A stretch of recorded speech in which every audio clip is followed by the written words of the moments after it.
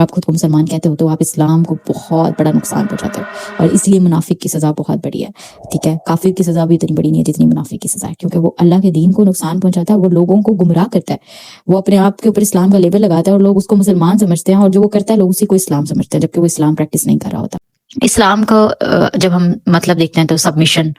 Surrender, ٹھیک ہے، اپنی ول، جو ہماری ول ہے نا، ہمیں ہماری مرضی حاصل ہے کہ ہم چاہیں تو اللہ کو مانیں، چاہے تو نہ مانیں، چاہے تو یہ کریں، چاہے تو وہ کریں، چاہے تو جو دل کر رہا ہے میں وہ کروں، جتنا دل کر رہا ہے میں کھاؤں، جتنا دل کر رہا ہے میں سوؤں، جتنا دل کر رہا ہے میں کسی کے ساتھ اس کا حق دوں، جتنا دل کر رہا ہے اس کے ساتھ ظلم کروں، مطلب میرا جو مرضی جو ہے، اس مرضی کو اللہ کے سامنے جب سبمٹ کر دیتے ہیں کمپلیٹلی، ٹھیک ہے، تو پھر ہم کہتے ہیں کہ ہم اسلام لے آئے، میں نے اسلام ایکسیپٹ کر لیا، میں نے اللہ کے سامنے سبمیشن کو ایکسیپٹ کر لیا۔ اب اسلام کو اگر آپ نے سمجھنا ہے نا کہ اسلام لانا کیا ہوتا ہے، تو آپ سورج کو دیکھیں، چاند کو دیکھیں، وہ اسلام لائے میں، یہ پوری جو کائنات ہے نا وہ اسلام لائی بھی ہے، ٹھیک ہے، وہ اس سسٹم کے اندر ہے، یہ پوری کائنات ایک سسٹم ہے، سسٹم کا نام اسلام ہے، تو اس پوری کائنات اسلام ایکسیپٹ کیا ہوا ہے، انسان کو چوائس دی گئی ہے اور جنات کو چوائس دی گئی ہے، باقی سب اسلام لا چکے ہیں۔ تو سورج کس طرح سے اگر آپ اس کو دیکھیں کہ وہ ایک سیکنڈ، ایک ملی سیکنڈ، ایک مائکرو نینو سیکنڈ کی بھی ڈائیورژن نہیں کرتا اس سسٹم سے، جس سسٹم میں اللہ تعالیٰ نے اس کو باؤنڈ کیا ہوا ہے کہ یہ تمہارا آربٹ ہے، یہ تمہارا صراط مستقیم ہے، جو اس کا آربٹ اللہ نے کہا یہ تمہارا صراط مستقیم ہے، اس پر اتنی سپیڈ کے ساتھ اس طرح سے یہ تمہاری باؤنڈریز ہیں کہ اتنی ریوالومنٹ اس سپیڈ کے ساتھ، مطلب جو time limit, each and every thing اللہ تعالیٰ نے اس کو کمانڈ دی ہوئی ہے کہ یہ تمہارا ہے، اور وہ اس کمانڈ سے ایک سیکنڈ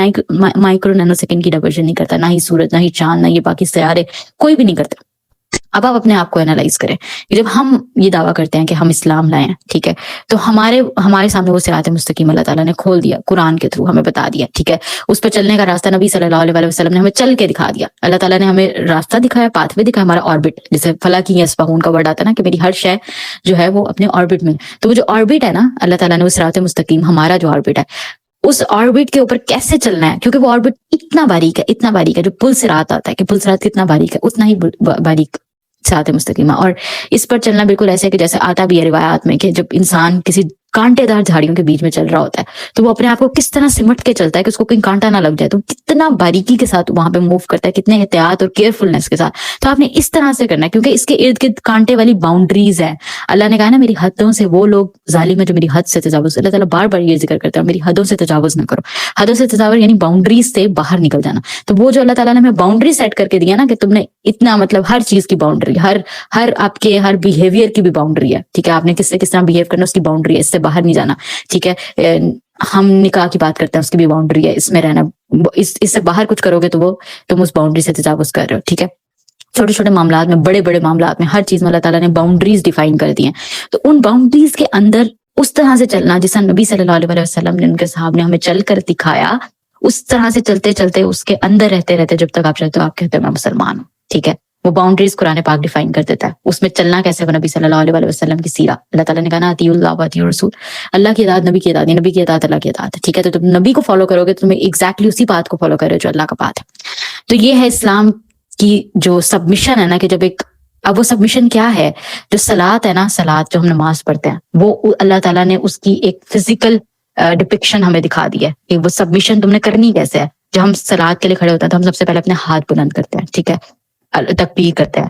جب آپ دیکھو گے کہ کوئی مجرم کو جب پولیس اریسٹ کرتی ہے، جب پاورفل بندہ کسی بھی بندے پہ ہاتھ ڈالتا ہے کسی کمزور پہ، تو وہ بندہ فوراً ہاتھ کھڑے کر دیتا ہے، جب پولیس آتی ہے تو پولیس کہتے ہیں ہینڈز اپ، ٹھیک ہے، سب سے پہلا ورڈ کیا ہوتا ہے، ہینڈز اپ، اور سب ہاتھ کھڑے کرتے ہیں۔ ہاتھ کھڑے کرنا جیسچر ہوتا ہے کہ میں سرنڈر کرتا ہوں آپ کے سامنے، اب میرے ہاتھ خالی ہیں، ٹھیک ہے، میں کچھ بھی نہیں کروں گا، میں آپ کی کمانڈ کے آگے سرنڈر کروں گا، آپ جیسے کہیں گے میں ویسے موو کروں گا۔ تو یہ ہم پولیس کے سامنے یا کسی بھی ہائر اتھارٹی کے سامنے جب اپنے آپ کو ہینڈز کھڑے کرتے ہیں اس کا مطلب ہوتا ہے سرنڈر۔ تو جب ہم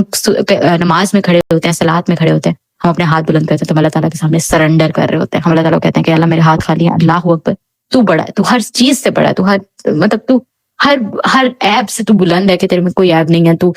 میری کوئی بھی مشکل ہے تو اس سے بڑا ہے، میں جس بھی چیز کے بارے میں پریشان ہوتا ہوں تو اس سے بڑا ہے، اگر میں کسی کو اپنے سے بڑا مانتا ہوں تو اس سے بھی بڑا ہے، ہر چیز کے لیے جو بڑائی ہے نا وہ اللہ کے سامنے سپرد کرتے ہیں کہ اللہ تو دا موسٹ پاورفل، ٹھیک ہے، تو ہے،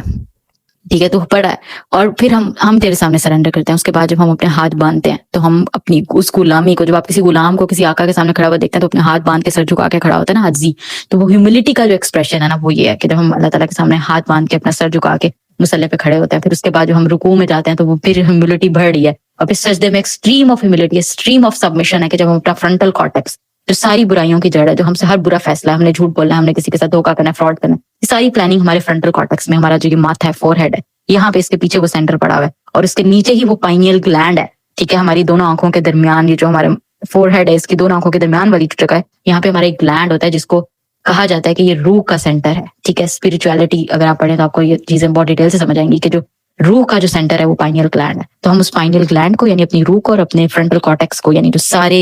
ہمارے ہر چیز کی پلاننگ کو, اپنی رضا کو, اپنی ول کو ہم اللہ تعالیٰ کے سامنے سرنڈر کرتے ہیں, ماتھا زمین پہ رکھتے ہیں, اس زمین پہ, ٹھیک ہے. اور اس کی بھی آگے بڑی ڈیٹیلز ہیں کہ وہ جو ہمارا ماتھا رکھنا ہے وہ اصل میں ہمارا, ہم زمین پہ سجدہ کریں لیکن ہمارا سجدہ ہمارا کنیکٹ کر رہا ہے ہمیں اس کرسی جو اللہ تعالیٰ کی ہے اس کے نیچے. تو ہم اللہ کے سامنے کمپلیٹ سرنڈر کرتے ہیں. وہ جو کمپلیٹ سرنڈر ہے نا اسلام, وہ مانگتا ہے. اللہ تعالیٰ نے کہا ہے کہ میرے اسلام کے اندر پورے کے پورے داخل ہو جاؤ. یہ نہیں